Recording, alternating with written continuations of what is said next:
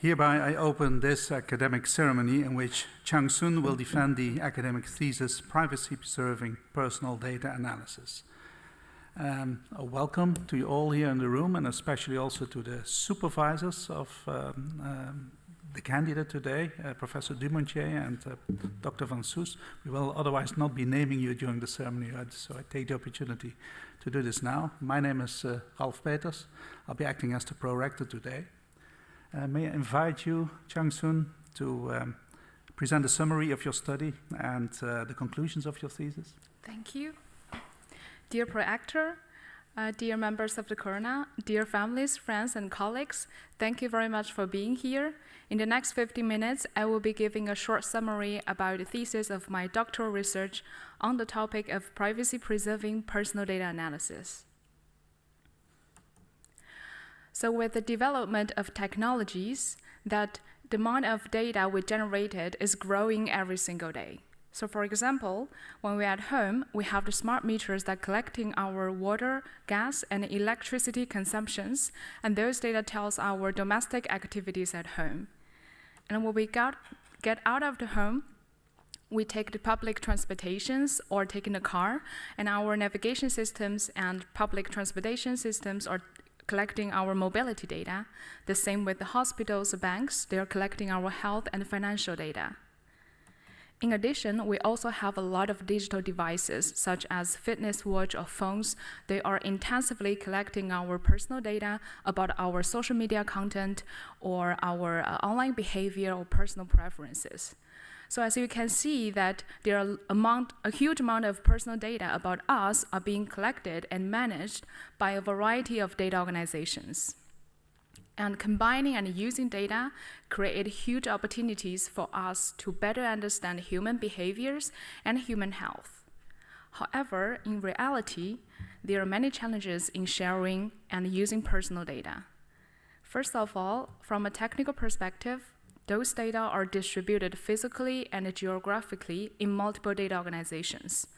Transferring a large amount of data will cause security and also computational issues. Second, from an ethical legal perspective, as an individual, we also have privacy concerns about using our personal data. And from national level, for example, in EU, we have the General Data Protection Regulations that restricts the misusing or sharing personal data. And beyond that, we also have organizational regulations that restrict us to sharing data across organizations. The last point, which is also recently discussed point, is from our society as citizens, as people who are actually provide data to those data organizations. People feel they are not included in this data sharing loop, means that those people are not well informed about what data about them are being used by who, for what purpose. So this lack of communication and transparency also cause trust issues in sharing and using personal data. So with those research challenges, I started my PhD at the end of 2017, and as you may know that the GDPR took in place in May in 2018. So in these 2 years, there were a lot of discussions and attentions in the question how we can analyze personal data from multiple organizations with different governance policies in a privacy-preserving manner. To answer this research question, we first designed and developed an innovative infrastructure for secure analysis of personal data across multiple organizations. Different from the conventional research methods that researchers ask for data from the data organizations, and the data organizations send the copy of data to the researchers, we propose the researchers brings in analysis models to the data.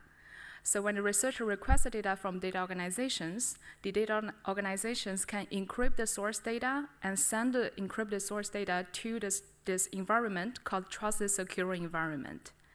And the trusted secure environment can execute data linkage and analysis and finally return the results back to the researchers. So in this infrastructure, researchers never get a chance to look at the source data, but also the data organizations never share the data with each other. And then we practically implement the infrastructure in a real-life use case to demonstrate the feasibility and efficiency in a collaboration with two independent legal entities. One is the Maastricht study, which is a population study focusing on type 2 diabetes in the Limburg region, and the other one is Statistics Netherlands, which is a national statistics office collecting data about all Dutch population. So to be able to install the infrastructure in this two environment and to use the data in the infrastructure, we also established all the necessary legal documents among all the parties to be able to do that. And use the infrastructure, we studied the relation between the type 2 diabetes status and people's healthcare costs. Why this matters? Because some studies have shown that the people with type 2 diabetes have higher costs compared to people without type 2 diabetes. However, there's a group of people called pre-diabetes. People with pre-diabetes have higher blood glucose level, but not high enough to be diagnosed as type 2 diabetes. So we compare the cost from these three different people, and we surprisingly found that the people with pre-diabetes have obviously higher costs compared to people without type 2 diabetes. However, they also have significantly lower healthcare costs compared to people with type 2 diabetes. This is very important for also the policymakers or for researchers to know that it is important to prevent onset of diabetes among the people with pre-diabetes in order to improve their health outcome, but also significantly reduce their economics burden. We were very happy to see our infrastructure can actually answer meaningful scientific research questions. And then after designing, implementing, and testing the whole infrastructure, we also realized some limitations from our study. For example, this trusted secure environment, it is very challenging actually established in reality because all the parties need to agree on this environment and fully trust this environment. So to improve that, we developed privacy-preserving generalized linear models to remove this trusted secure environment so that data parties can directly communicate and compute the data without the secure environment. We also optimized the computation and communication costs in this situation because in this case, these costs are relatively expensive. So for now, I think you have an idea about privacy-preserving data analysis, which is actually analyzing data without accessing to the source data. It sounds amazing. However, the lack of direct access to the data brings new challenges for researchers.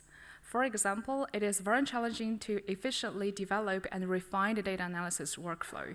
Think about as researchers, you need to build up an accurate analysis model without seeing the source data. Sounds like magic. Second, it is also challenging to accurately and reliably build a model in the face of missing, erroneous, and abnormal data. So if you see something going wrong with the results, you cannot go back to the source data. So that's very challenging for researchers to do research in this case. So to answer this research question, or to tackle this research challenge, I developed a model called differentially private conditional generative adversarial networks. This generative model creates realistic synthetic data that is structurally and statistically similar to the real data.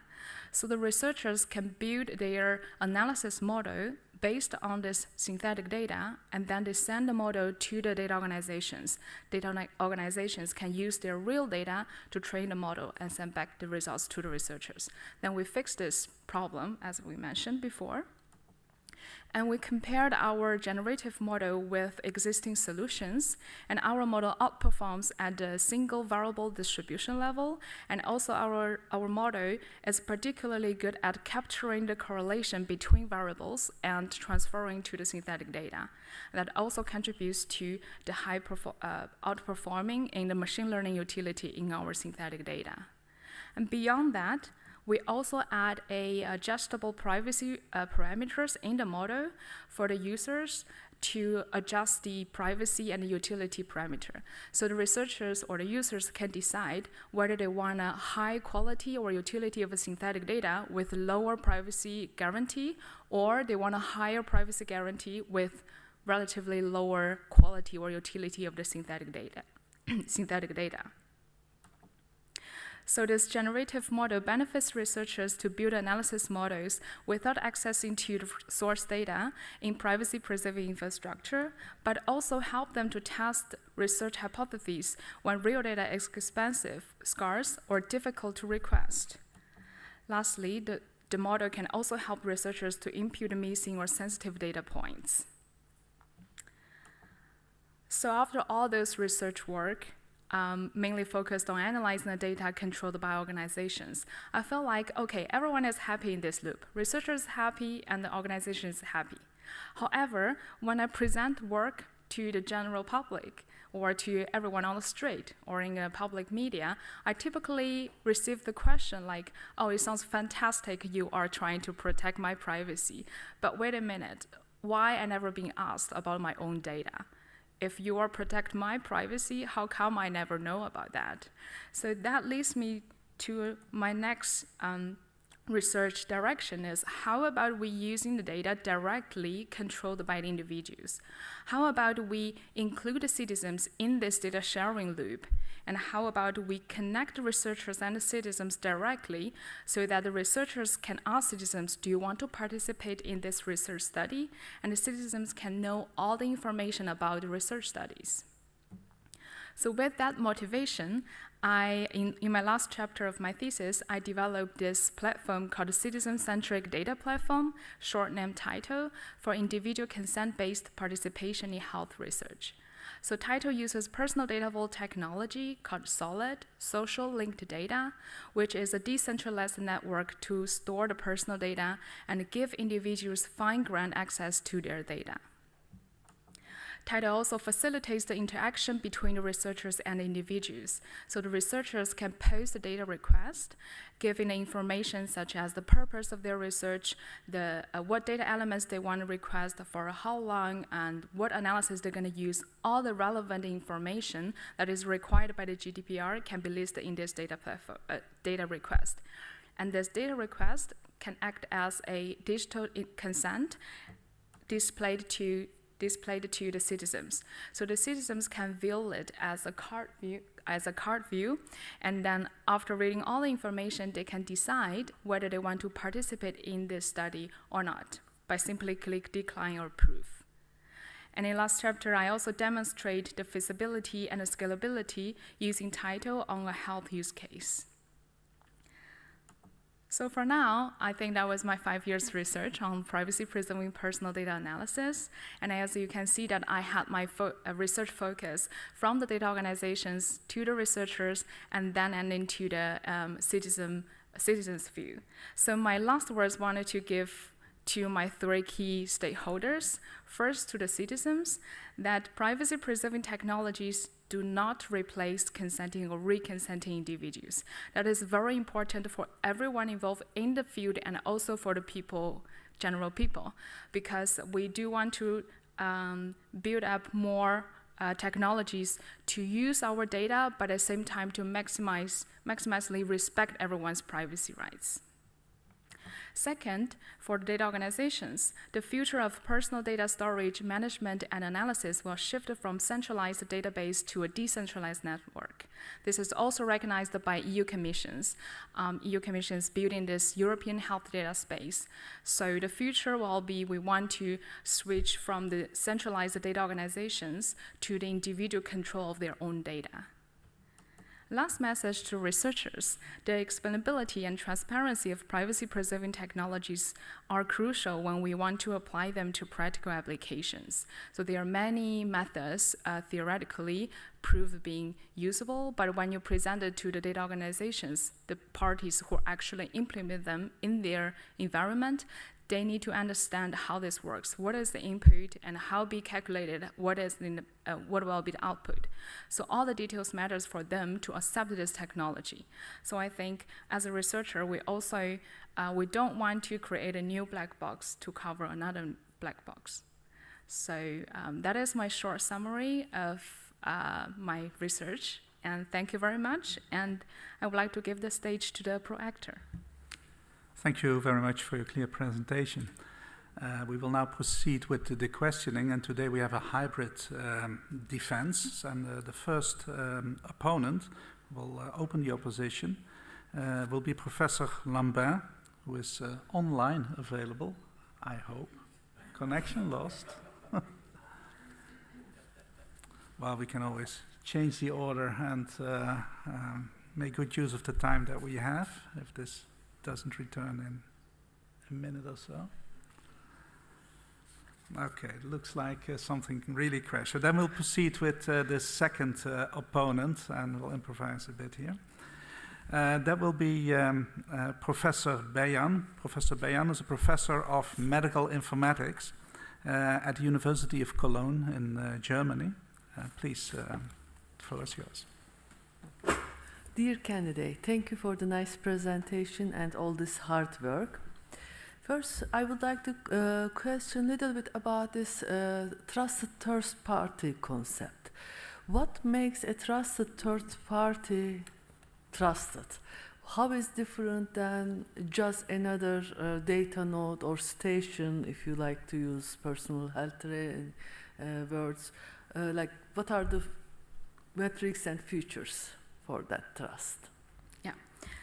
Dear highly esteemed opponent, thank you very much for your question. First of all, the trusted secure environment needs to be supported by a legal framework. So it's not only, for example, a party that you can just run analysis. So it needs to be trusted by all the parties, and that trust is legally guaranteed first. And secondly, in our case, the trusted secure environment is like a virtual machine that you give the input and all the execution are being packaged in a Docker container that can be automatically run the whole analysis and then send the results directly back to the researchers. So keep this loop automatic. We try to avoid human intervention, interfere in between. So to make sure that no one is doing anything wrong within this process. Thank you. Maybe just a follow-up question. Can you think about some other perspectives, such as, for example, data management? You have to delete data when you are not using, or there might be an additional automated processes to support this trust, maybe. I know it's very difficult to keep these trusted parties. That's why you also remove this trusted party. But do you see a future with trusted party solutions for the distributed analytics if we extend these metrics? Yeah, thank you again for your follow-up question. First of all, indeed, this environment, so the role of this environment is only doing the analysis or executions, which means that when the input is coming in and we did an analysis and send back the results, and then everything including the data and analysis, all intermediate results will be deleted automatically in this environment. And that makes sure that no data is left in this environment, and no, for example,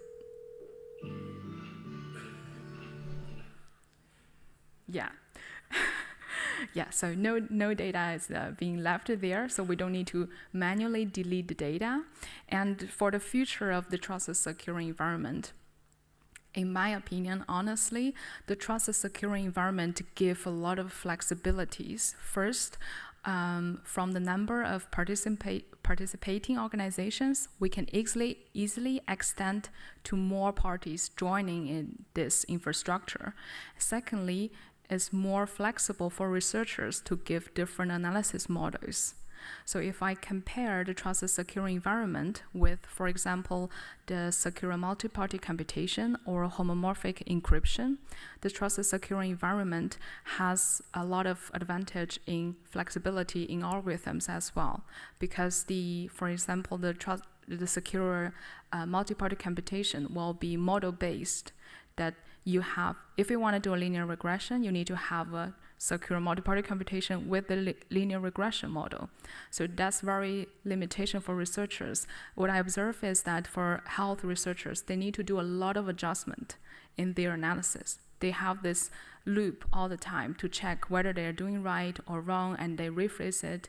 So the trusted secure environment actually gives that freedom or flexibility for them. Actually, this links to my second part of the questions regarding the solution you developed, distributed block coordinate diskant. As you mentioned, there are some limitations because it's model dependent, it's difficult to implement, expensive maybe to implement, but also like for your specific implementation, what are the limitations in your case? The limitations? Like for example, in your solution, labels, categories hold by two parties in your use case. But if you have other example, lab values is somewhere and class labels and other data set another node, this model might not work. Or what are the vulnerabilities of this solution that you provided? Where you will prefer the solution, where you will prefer this trusted third-party solution. I see. Yes. So if I understand your question correctly, is what situation you think the trusted security environment is more suitable to apply, and what the situation that the other methods are suitable. Is it correct? Specifically the develop that you propose at chapter 5, yeah. Okay, I see. So compared to chapter 3 and chapter 5. Right, yes. So, okay, I may have a long answer about that because that's really like what I did in my 5 years research. Because when I landed in this field, I thought, okay, privacy-preserving data analysis is one research question. However, when I really dive into it, it covers like a whole universe about privacy.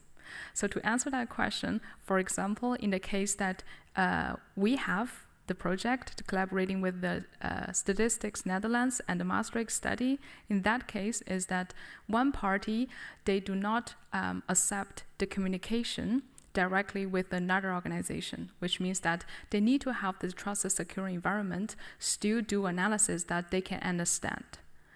And for example, in our case, we do this encryption from their own side, and we send encrypt data to this trusted secure environment. They can do the decryption, and then the analysis model is still understandable for them. They know what is being analyzed, and then when we output the outcome from this environment, that is the results of the analysis. So that's also understandable for them. That is the outcome of the analysis. And then in the other case, for example, if the organizations are able to do the communication multiple times or 1,000 times and then efficiently, and they cannot find a trusted secure environment. For example, a case that collaboration between commercial companies or cross countries, that you can't find a trusted secure environment or party to host even an execution machine, then you do need more complicated but more communication or computation-wise more expensive methods to still solve that research question. Yeah. Thank you very much. Yeah, thank you. Thank you, Professor Beyan. Professor Beyan was also a member of the assessment committee of this PhD thesis. We will now make use of the fact that we have Professor Lambert back on board and move to him. Professor Lambert, like I said earlier, is a professor of precision medicine at Maastricht University. Please, the floor is yours. Okay, first apologies, the system reboots at the wrong moment. Dear candidate, I would like to congratulate you for your excellent thesis. It's very rich. You have a new platform, new way to analyze vertical partitioned data and a concrete example. I would like also to congratulate the promotion team. I would like to start with the general questions. Distributed network exists now since about 10 years. Could you give me an example or few examples of successful project with an international impact using privacy-preserving approaches? Dear highly esteemed opponent, first of all, thank you very much for your compliments and your excellent question. Indeed, privacy-preserving distributed learning have been developed for some years.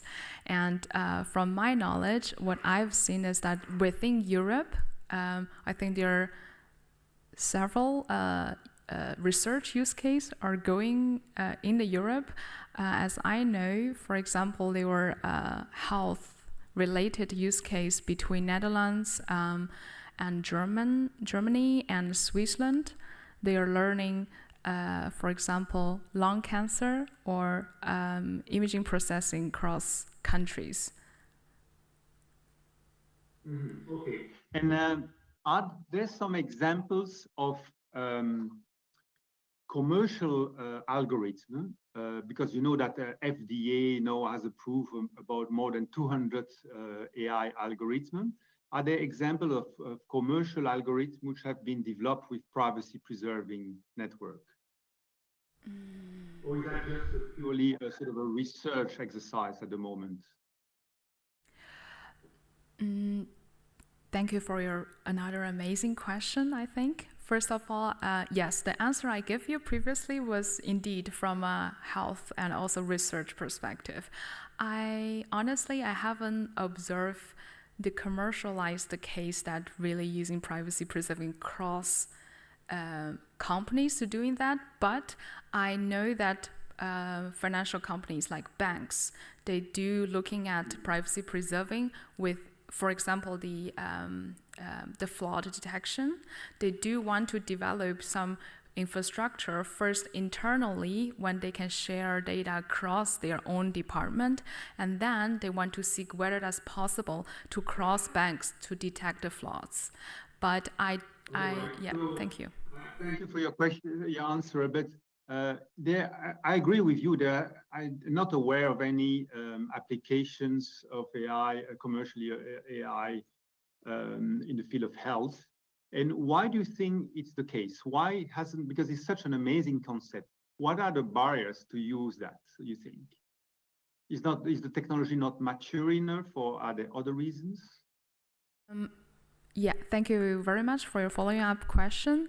In my opinion, and also based on my conversation with a lot of people who are actually interested in this field and they want to apply it, I think there's some few reasons, and one of them is that every case has very particular situation. So for example, when we talk about health domain, we have the patients, we look at the same disease and we want to learn different patients across hospitals. That's case one. But when we want to analyze the same group of patients with the different variables, from GP, from insurance company, from hospitals, that's also a different scenario.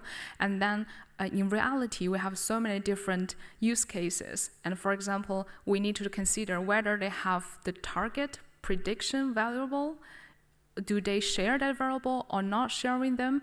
All the small details actually matters when you select the methods. However, when those people who actually need these methods, they go to the expert saying that I want to use method 1, it sounds fantastic in my case, but normally it doesn't work like that. So I think it's more like the user, the researchers need to look at the case particularly and design the methods for that use case, and that takes time. Yeah, thank you. And when you want to set up distributed network, what are, according to you, the most time-limiting factors?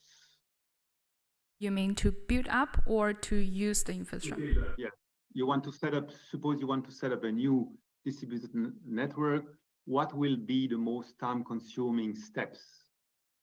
Yeah, I also elaborate that point in my thesis in the discussion as well. I think first of all is the ethical legal framework that you need to convince the organization that this infrastructure is secure and safe, and I agree. I may interrupt you. I agree with you. That's also my experience. And I was wondering, when you set up the legal agreement with Statistics Netherlands, how long did it take to have it signed? We also have some audience from the Statistics Netherlands, but okay, it took, I think it took like 2 years around. The whole project is 2 years officially, but the document also took 2 years. Just to have the agreement signed, it took 2 years. Yeah, so as you establish an agreement and you need your lawyers to check, and then they need to send to the management board and several checking rounds. yeah, so that takes like a few years. Yeah. Okay, so that could be a barrier, so I understand, probably for a company you want to move fast, I guess, right? Right, and then I also have a question about data curation, because you know that when we do a data science project, we spend most of our time in data curation. Do you think that the requirement of data curation, because you said rightly so that with distributed network, we cannot go back to the source data. So do you think that data curation is more important than with centralized approach, or is the same? Thank you for bringing up this amazing point. I think, indeed, I didn't mention in my presentation, but I highlighted in my thesis that indeed the data quality, data structure, and then data curation is very important in this concept, because the researchers simply just need to query the data by using the name of the variable. And then if we don't have a standard or a structured data in the data organization, then researcher may get very wrong or incomplete data variables. So indeed, data curation is very important in this case, and that is a responsibility for the data organizations to keep their data clean and structured. Yeah, and I hope in the future they would really emphasize on that part and invest more in that part as well. Thank you. Okay. And can you still, perhaps the last questions, you are working under the umbrella of the GDPR and your data are not fully anonymized.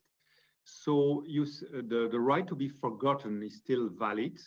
Is that still something you can apply in your platform in the distributed learning? Have you, for example, in the context of the Maastricht study, if a patient say to the organization, I want to retract my agreement, can you deal with that? Because your data have been perhaps distributed in several organizations and you don't want the organization to communicate with each other. So I'm just curious, how do you manage that? Yeah, thank you for that amazing point. I think that is, well, in our research projects, when we talk about the participants withdraw their consent, that is doable before any model being built up. So before we start the analysis process, then we still can withdraw this person's data from the data station or from the title platform. However, once the model has been trained, is ready to be used or already being used, then it is in my thesis scope, we do not cover that point, but also we find it's very challenging to exercise that right to be forgotten, to remove them from the model. Yeah. Okay. Well, thank you very much for your answer. I give the word back to the prorector. Thank you, Professor Lambert. The opposition will now be continued by Professor Weiss. Professor Weiss is a professor of computer science and artificial intelligence at this university. Today he acts as the secretary of the committee, and he was also a member of the assessment committee. Professor Weiss. So, dear candidate, thanks for your clear presentation. I enjoyed reading through your thesis. I have a few questions for you. Please bend the microphone to you. We can't hear you. Is it better now? Yeah. So, my first question concerns chapter 3, where you proposed an infrastructure that supports secure and privacy-preserving analysis of health data. Can you say a bit more about the complexity of this solution? Maybe quantify it in terms of the data, or especially in view of scalability. So if there would be more data, so the data set you used was not so big, and or in terms of more data providers? Yes. Dear highly esteemed opponent, thank you very much for your question. For the chapter 3, indeed, an infrastructure that using the trusted secure environment between the Maastricht study and the statistics Netherlands, that infrastructure is actually very easy to extend with more parties. Technically, because legally you need a new agreement with the other parties. But technically, you can adding more parties in the infrastructure, and they all do the same, like encryption of the data and send data to the trusted secure environment. And in our case, although the analysis been done with 3,200 participants, but we did matching with the 1 million records from CBS, from Statistics Netherlands. So that's already doing the matching. It's already like not small data set. And in terms of the model, also as I mentioned, that the researchers can use different models. Like every time they can change the models when they trigger the analysis. Yeah, thank you. Yeah, thanks. In chapter 4, so now going to chapter 4, what you used synthetic data, and so in a context like healthcare, which is pretty critical and could be, if done in the wrong way, damage even people. So what are your suggestions on the requirements on such synthetic data? If we may ask the requirements related to the data, or yeah, the quality of the data. So can this be made a bit more precise? Indeed. So you mean the generative model, right? Yeah. Yes. Okay, great. Yeah. So the generative model is based on the GANs, so General Adversarial Network, and then it's a deep learning model, and then it does require some size, like need to have some, let's say a relatively big size of the data to be able to train it in a good performance. So, for example, in our case, we did 5 experiments from, I think, like 100,000 records in the data set to like 1,000 or less than 1,000 records. So first of all, the size of the data set as an input to train the generative model matters. And secondly, that part I didn't test, but I think it's a very good point about the completeness, like the missing in the data set. Because right now, the model handles the missings as a missing. So it gives a label, for instance, -1 as missing, but it may affect the final results, like final quality of the synthetic data, if there are many missings in different variables. But that one we can to test it in the future work. And for the other, like we generated tabular data, which means that we also handle the mixed type of data, like categorical and numerical data. So in terms of the type of the data and also the imbalance of the data, the model can handle them very well. Yeah, thank you. Thanks a lot. Switching to chapter 6, which is also about synthetic data. Yeah. In your thesis, you wrote that you use 25% of the data instances from the census and intrusion data sets. Why 25%? Why not 26 or 20? You mean for the evaluation part, right? Yeah. That is a very good question, I would say. The decision was based on the literature review that other previous researchers also did splitting with the 20 to 25, either 20 or 25. And I made a decision based on the size of the data set I used, so I choose the 25%. Okay, because in your thesis you wrote that, or you argued that you do not expect that the sample data would have a significant impact on the experimental results. And I just wondered why do you expect this? But, well, it's common to, just look into the literature and say, okay, most people use 25%. I just thought maybe you have another reason except this. But of course, because like when I did experiments that was very if I use the full data set, it was very expensive for the computation time. So I had to make a decision, and I look at how other people make that decision. And I was like, okay, I also choose 25%.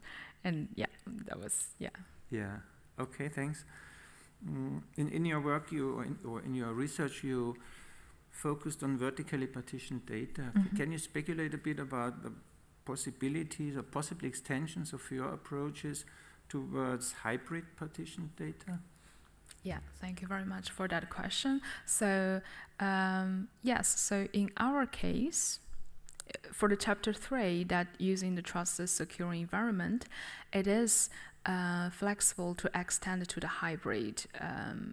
Hybrid means that you have it's the combination of the horizontal and vertically partitioned data, and that is feasible to do it by the algorithm level. So you don't need to rebuild the whole infrastructure to do that. So you just need to include more parties, and then in the analysis models, you can do adjustment. So if we think about chapter 5, the methods that privacy preserving method is inserted in the model, then that will be complicated to extend, but it's still doable actually. But fundamentally, we need to change the methods how to do that. Yeah, thank you. Yeah, thanks. That what I would have expected. Maybe finally, I would like to ask the Paronyms to read out proposition 6.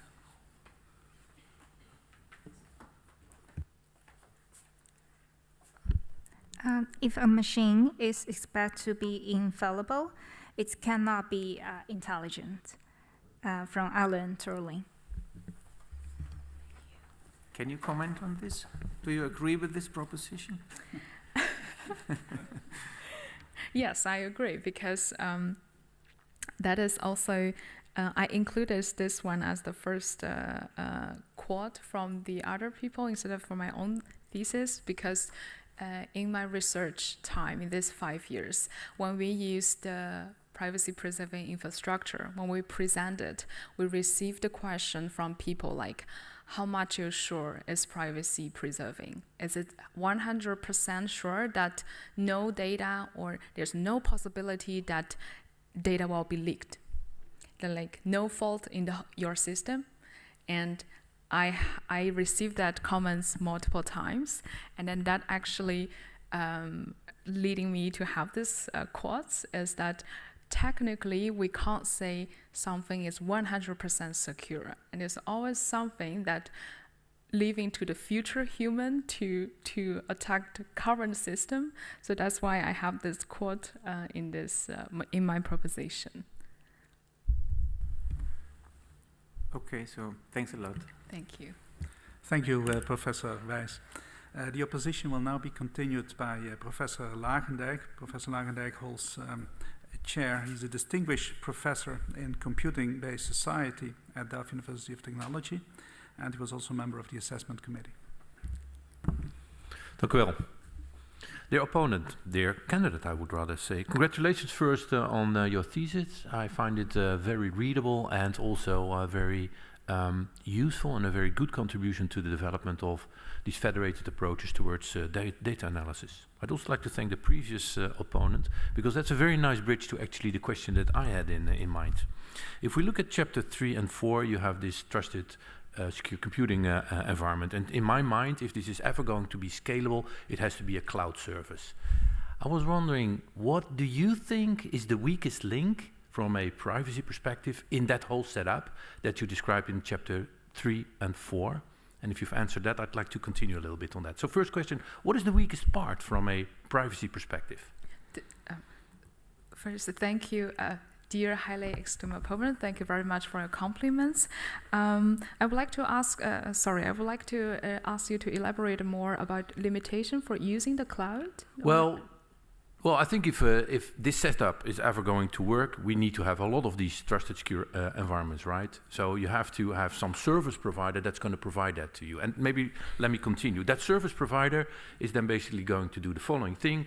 It has 2 data sets or multiple data sets under encryption. It gets an algorithm, it runs an algorithm, and it sends the results back. That's the setup. Yeah. So in that process, what is the weakest link from a privacy perspective? The weakness. The weakest link, because there's a little bit more to it. The weakest. Okay. Let me Sorry. make it. If we go to page 67 of your thesis, it has this one interesting statement that says, okay, there's the algorithm, there's the data, and then the TSE checks whether the results reveal any personal identifiable information. Yeah. How can a service provider, a cloud solution, without any domain knowledge, that is going to be agnostic, how can it do that? That's right. Thank you very much for pointing out that point. Indeed, so first of all, in our use case, the CBS were playing that checking role because they have the information disclosure officers that check all the output from using their data. But if I answer a question like how come, for instance, a trusted, secure environment can check the outcome by a machine, technically, we could have some rules, like for instance, you can only output that results based on, for example, 100 records from the data set, or you can measure the security, like measure the information transfer from that environment, from this transferring. So you can, as algorithms, you can check, for instance, what information being outputted and how much is based on the source data, and whether it's traceable back to the source data. And that would, in my mind, technically can approve, but of course, there will always hacker maybe can using another way. For example, they train a machine learning model and export the machine learning model. However, I think in this process, it needs domain experts to check the output if we want to go to secure, trusted. But that means that the idea that I had that maybe Google at some point will become a trusted service provider, that's not going to work because they will not have domain experts on the job, right? And what domain experts? So do you agree that there's a problem here? Also coming back to the earlier questions about scalability and maybe business model, that there's a problem in this setup, in particular on this point? You mean on the export? On checking, yes, on checking whether there's a personal identifiable information. Yeah. Well, I can imagine that all the output, for instance, for example, for the Statistics Netherlands, they do have this information disclosure checking process. And if we want to have this trusted, secure environment really used in real life as an application, I can imagine a third authority or for example, a trusted authority that can do this. For all quality checking in our real life, you need authority to check the quality of any products you produce. And I think we could apply the same logic here, have an institute or have an authority that can do this for checking output. Okay. Thank you. Good. I would like to ask you a question in relation to proposition number 2. So if you can read that. The trade-off between privacy preservation and data utility is key to selecting the optimal privacy preserving technique in different use case scenarios. This is from this thesis. Thank you very much. I think this is a very interesting proposition with a lot of keywords that by themselves will lead to a lot of discussions, but I'd like to focus on one word, and that is the word let me put on my glasses, otherwise I can't even read it. You say it is key, right? So the trade-off is key. So where do I see that trade-off in chapter 3 and 4? Because in chapter 3 and 4 you say, this is what I'm going to use. And I don't see that trade-off. So this is maybe the moment for you to help me out and understand where and how you made that trade-off for setting up the solutions in chapter 3 and 4. Yes. Dear highly esteemed opponent, thank you very much for this point in this part. Indeed, so when we set up the project for chapter 3 and 4, we talked a lot with our collaborators about how we set up this infrastructure. And there are many different ways, as I mentioned, in this field, there are many existing theoretical methods, right? Like, for example, the secure multi-party computation or homomorphic encryptions, all kinds of different methods. However, those methods may, for example, they have the trade-off between the privacy and the capability to answer. So I'm going to cut you short, because that I understand. My question is, where is it in that chapter 3 and 4? Is it there? Yes, I think so. Okay. Yeah, because when we set up the infrastructure, we want to have the whole infrastructure able to answer a meaningful scientific question instead of answering the average of the age of people. You know, like there's a differences between the methods and then between the methods that can answer complex scientific question that researchers need to go this around to refine their analysis and change their parameters, or you want to calculate the average income or age of the people here. That's the different complexity of the research questions. And then that requires your different utility of your data. So how accurate the data, the quality of the data you want. For example, there are some privacy-preserving data analysis methods that they can, for instance, add noises in the data, or generalize the data, or switch the data variables between the data, or anonymize the data. There are many different ways that you cannot recognize who is who in this data set. But we cannot use those methods to answer a meaningful scientific question in Chapter 3 and Chapter 4. For example, in our case, that we do need to link the data across different organizations. And if we want to do that, we have to have this environment to do it. And we couldn't find another way to saying that we just probably match some records and we assume they're the same person. So we couldn't do that. So we had to build up this infrastructure that we are sure that person A in CBS is the person A in the Maastricht study. And then we did this analysis, or we are sure that those people are matching with each other and analysis are accurate, and researchers can build different or change their models by time. Okay. Yeah. Can I have one final question, or are we running out of time, Mr. Prorector? Well, a short question is possible. Short question. Okay. Short question about Chapter 7, where you discuss the generative model. You've chosen to use GANs. In this field, of course, there's another category, the variational autoencoders or autoencoders in general, that you could also have used. What is the reason why you picked GANs rather than autoencoders or variational autoencoders and then sample from the latent space?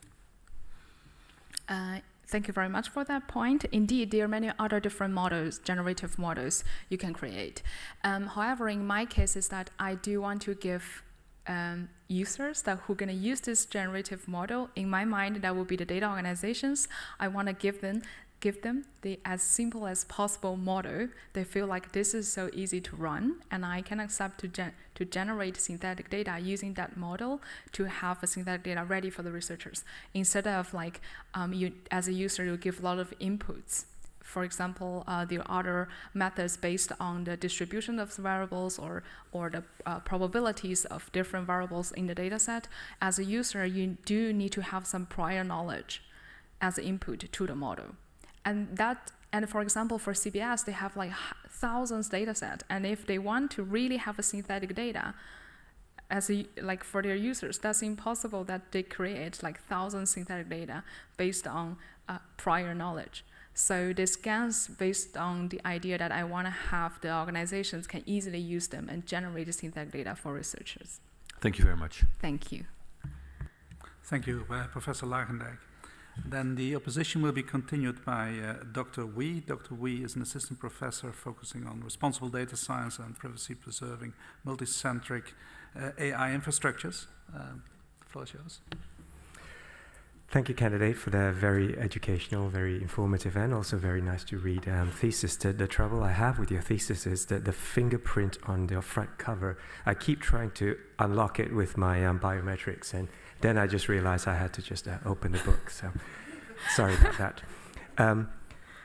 So with the chapter 6, a very intriguing chapter on synthetic data generation. So I work for rare diseases, unlike diabetes, and rare cancers, and also pediatric cancers where the attributes of the patients are really unusual and highly identifying. In your GAN, can you help me figure out what sample size I would need in order to train again adequately? Dear esteemed opponent, thank you very much for your question.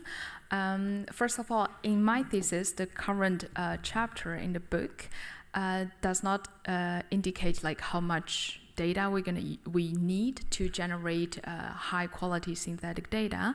However, after I finished my thesis, I did look at the necessary numbers of the data set or GANs may need to generate acceptable quality of synthetic data, particularly looking at the rare disease or any disease or any case that in real life, we just don't have that many data.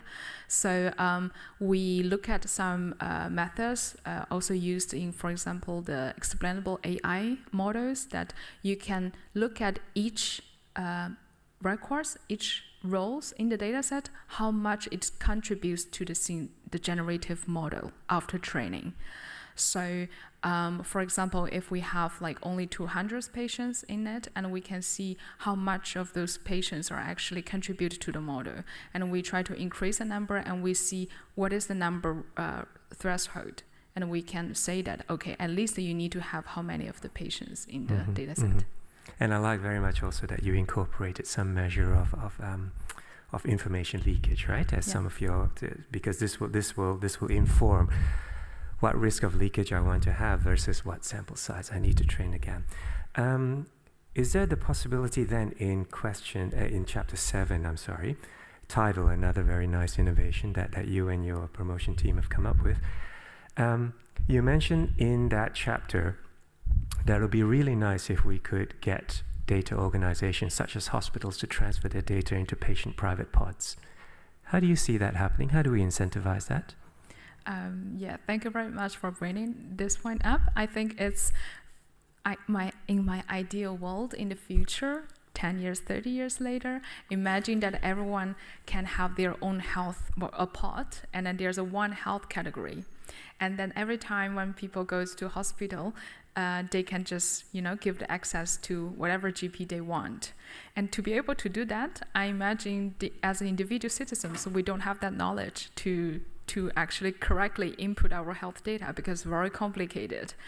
And then I expect the hospitals could collaborate in this case to give more control of their patients. The good part is that if you do give this option for the patients, they would like to contribute more to the health research. Because now I think most of the audience here never been asked, do you want to participate in this health research? Probably we never been reached by those people. And then giving this pod option, the individual may participate more in health research.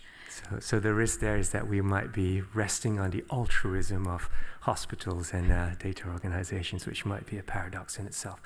One final question to close you off with then is also with chapter 7, which is, can you think of certain domains of personal health data that would be very natural to fill into a pod? Very natural. Yeah, sure.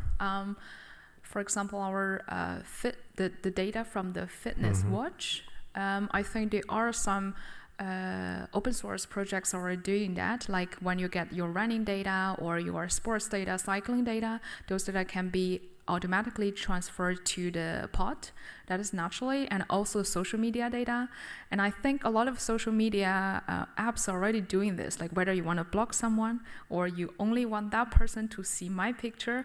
And this this functions actually leading the users to accept this personal data pod idea. So I think if anything, for instance, the collecting our data from the digital wearable digital devices would naturally fit in this personal data vault. And medical data is also, or medical outcomes is also going more in the directions of patient-reported outcomes. Is that a term that you've encountered? Do you think that would be fitting for a private pod? Yeah, I think so, because I think the patients would also like to know, like every time when they fill in a survey, and they may fill it for different institutes and every year or multiple times a year, and they would also like to have them in their pods. They can view them easily, or they can share it with another organization easily. So I think that is very good suggestion. That would be a very good direction to promote the personal data vault to this case. And do you think there's a particular demographic of patients out there in the world, subjects in the world, where a patient pod would be more easily taken up with? Yeah.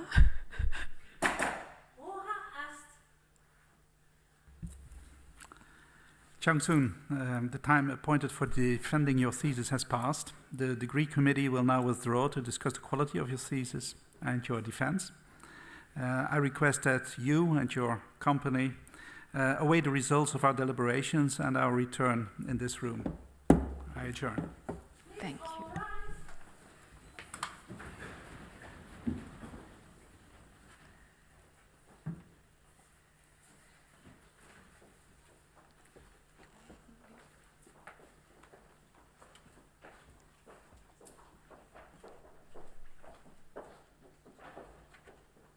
The PhD defense has now ended.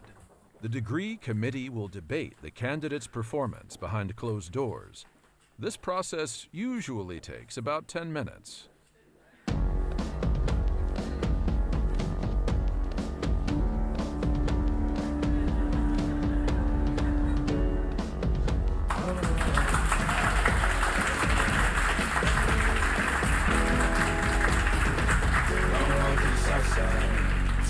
In my rearview mirror, I know what it felt like. My goals only getting clearer. East side to the west side.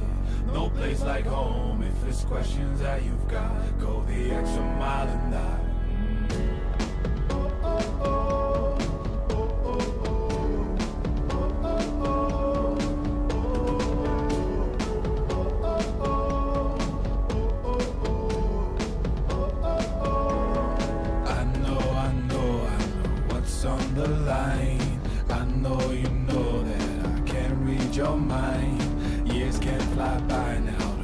All your time, 'cause I'll go the extra mile.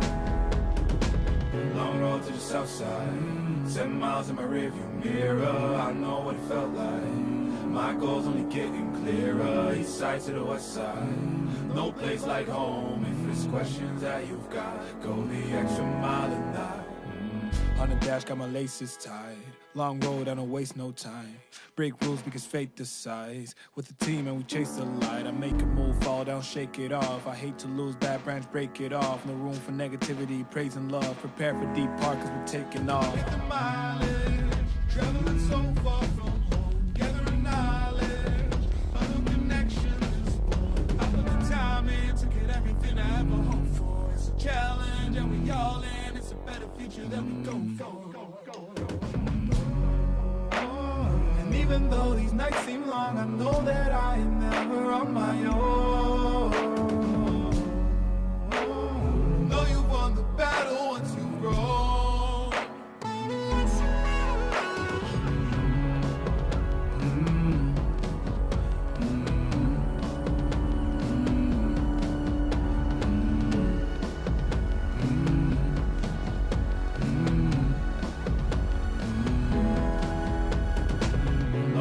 South side, 10 miles in my rearview mirror. I know what it felt like. My goals only getting clearer. East side to the west side. No place like home. If it's questions that you've got, go the extra mile and die. Long road to the south side, 10 miles in my rearview mirror. I know what it felt like. My goals only getting clearer. East side to the west side. No place like home. If it's questions that you've got, go the extra mile and die.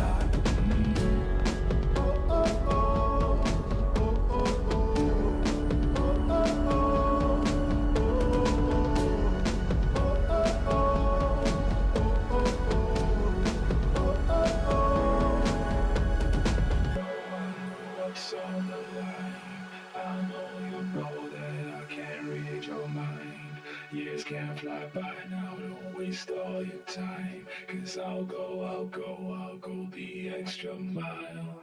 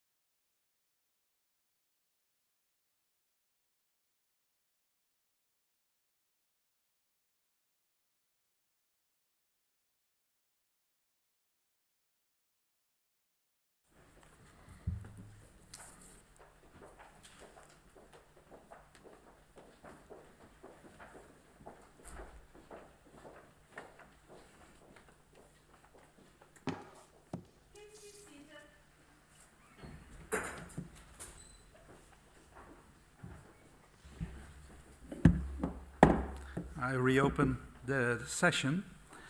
Chang Sun, the degree committee here present has discussed the quality of your thesis in your defense. In view of its positive verdict and taking into account your previous qualifications, the degree committee has decided to grant you the degree of doctor. Professor Dumontier is authorized to confer upon you this academic distinction in accordance with Dutch university custom. I invite your supervisor to now take the floor. Please all rise.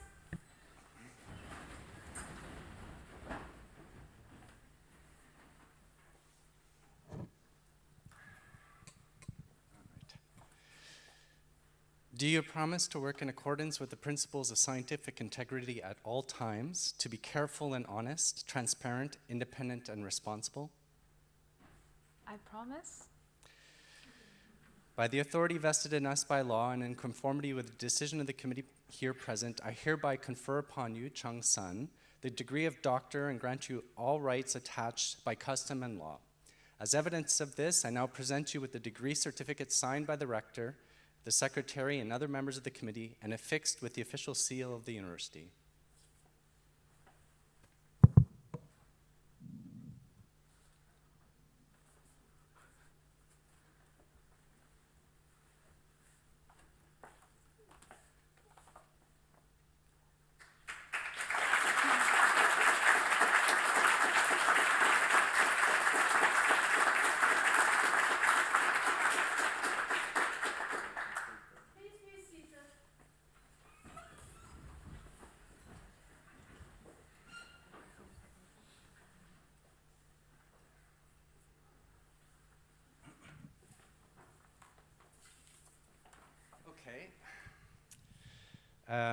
I have been invited to provide you with a laudatio, so I would like to share this with you and with the members of the committee and also the members of the audience.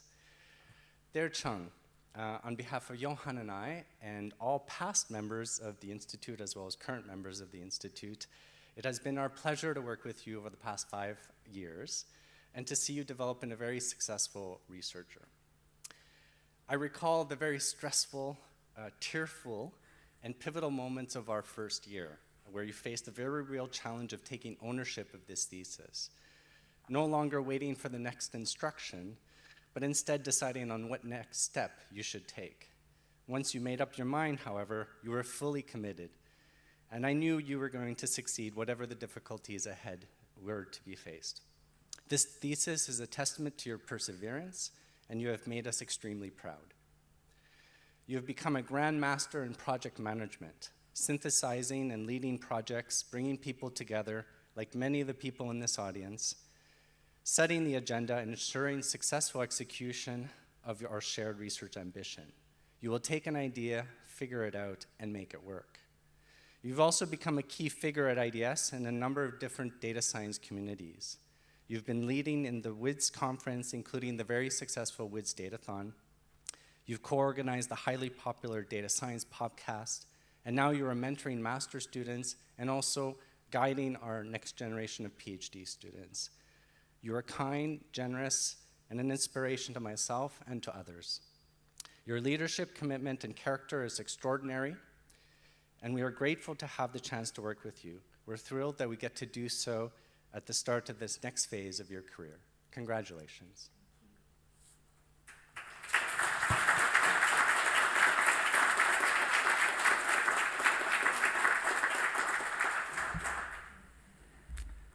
Dear Dr. Sun, also on behalf of Maastricht University, I congratulate you with the degree you have required. So I'm very happy to also be able to congratulate you as the second person now that you have acquired your title. I would like to extend my congratulations to the supervisory team and to the family and the friends present here or online. And another thank you to especially our guests in the opposition that have traveled to get here from abroad and from far away. So that brings us to the conclusion of the ceremony. Before concluding, I would like to instruct you on what we're going to do next. We're going to take some pictures here with the candidate. For those of you who want to take those pictures, you can of course stay.